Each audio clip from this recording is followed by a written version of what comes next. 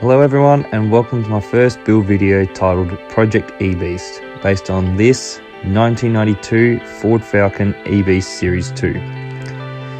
It was an old family car for over a decade and sat at the back of my parents' house before I made a deal with them to revive the car as my daily. It was my first car and my first project car, not by choice but by availability and circumstances. After high school, I began the first restoration process on the car.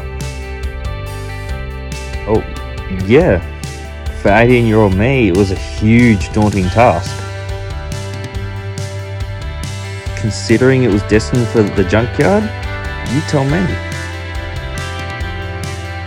Well, let's go through some old photos and videos I collected and talk about what it needed to have done to it. Upon first glance, this car appears to be just dusty.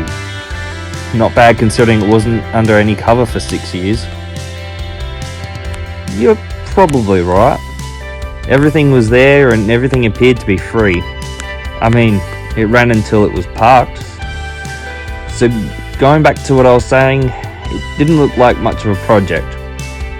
Apart from an LPG converter system and tank fitted to it, it was a pretty base model car. With flaking paint, of course, and a brutal interior. The next step after replacing the battery was to replace the fuel pump and pickup filter. Now, seeing as this is an Australian Ford, the fuel pump wasn't coming easily. We had to make a tool just to loosen and tighten the surround to the top plate of the pump assembly. Honestly, making that tool took longer than replacing the pump. That's engineering for you. Once the pump was replaced, I figured the next best thing was to see if it would start and run. Turns out the battery and pump were the only things stopping it from running. Would you believe it? Don't say I didn't tell you so.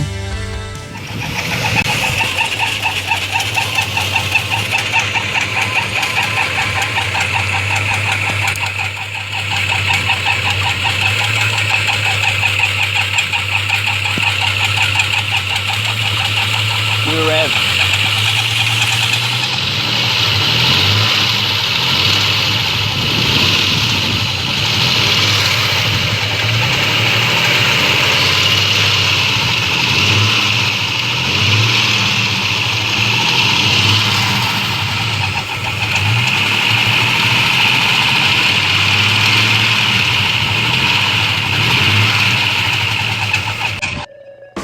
If you're wondering what all that noise was, so did I. It was so unhealthy and so unnatural and so much like a Ford. It also was only running on 3 cylinders or so. Go figure, huh?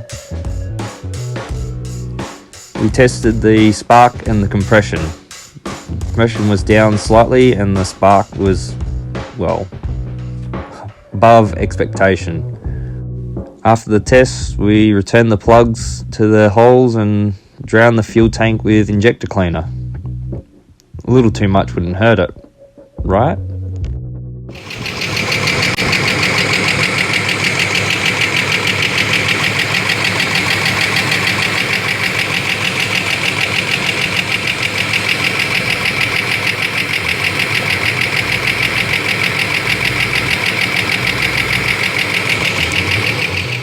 With the engine running, the small faults were found and fixed, and then paint began.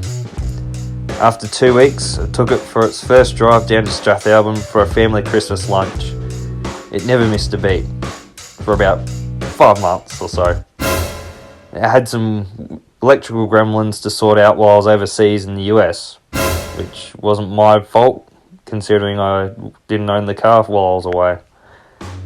Apart from that concludes stage 1 of the restoration. Stage 2 is the in-depth restoration, tackling, well, everything, let's be honest. This is me, about 2 years later, after I bought the EBEAST back from my parents to restore properly. Long story about that, not going to cover it now. Stage 2 began by transporting the giant, tyre-scrubbing, clunking, metallic behemoth by trailer to my papa's shed.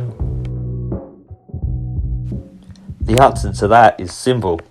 It's unregistered, uninsured, tyres were scrubbed and worn out, and I didn't want to go through all the trouble of fixing these issues just to put it here for 6 months or so. Plus, I had to clean this shed up, set up shelves, and clean up the top shed to fit it in and pay for transporting. Thanks, Papa. This is it at its new temporary home. Ooh, I also found a second spare for it too. Came with a set of rims on it, and it needs a second spare if it keeps scrubbing the tyres so badly, so often. Yeesh. Anyway, this is where it currently lives as I'm making this video for you, under this car cover. The restoration would involve cleaning, repairing or replacing a lot of interior trim pieces, missing plugs, cracked catches, blurry rust photos. You know what? Just rust in general, I guess. Filthy door cards, brittle plastic, carpet dirtier than a monkey flinging feces and then going to town finger painting like a kindergarten kid. Okay, sorry for that image. As I was saying, everything was dirty, damaged, or in need of replacing. Or in the case of this park brake light, 15 minutes of swearing and spraying lubricant and praying to Jesus it's no longer possessed. That's a story for later though. You pretty much get the idea. It's a lot, and there's plenty of episodes on this. Oh yeah, the painting wasn't even finished on it from stage 1. There was also some improvements I was thinking of while taking these photos that you'll be aware of as the videos come out. But what I want you to take note of is the state that everything is in prior to stage 2 commencement. And yes, I did fix a lug by replacing it with a screw. Such fine engineering.